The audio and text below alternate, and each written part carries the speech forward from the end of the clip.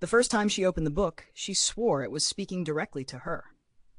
That's how Sophia remembered it, a quiet afternoon in 2002, deep within the marble corridors of Rome's grand university library, sunlight spilling across dusty spines. She had come searching for answers.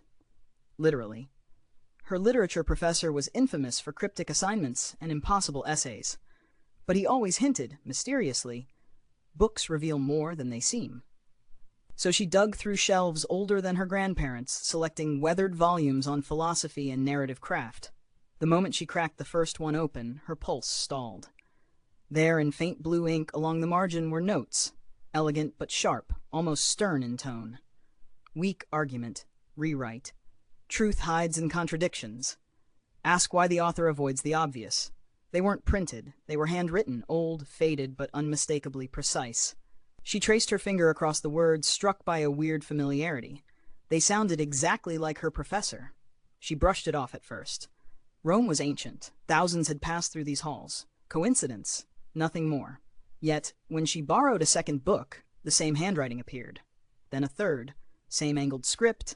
Same voice that echoed in class. Her curiosity twisted into obsession. Who had left these thoughts? Was someone playing a joke? She waited until the end of the semester, her grades climbing as if guided by the margins themselves.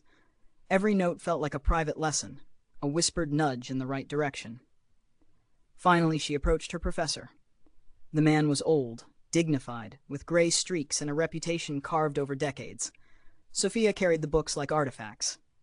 "Professor," she asked hesitantly, opening a page, "do you recognize this handwriting?" He glanced casually, just a glance, before freezing mid-breath. His eyes widened, almost boyish with shock. "This can't be," he murmured. She watched him take the book with trembling fingers. Slowly he smiled, soft, distant, almost sad. "I wrote these 42 years ago."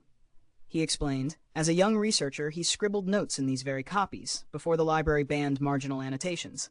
He thought the books had been retired or replaced long ago. His voice cracked slightly as he whispered, "I never thought I'd see them again." Sophia felt the moment tighten around them, an invisible bridge between decades. She wasn't just reading textbooks anymore. She had been learning from his younger self. Then came the quiet realization. The books had moved through time, waiting for the one student who would need them most. As she left that day, clutching the annotated pages, Sophia understood something deeper than the material. Knowledge isn't just taught, it echoes, waiting for the right mind to hear it. And the professor?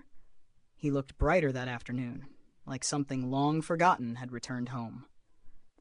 If you enjoyed this story, please like, share, and subscribe to help the channel grow.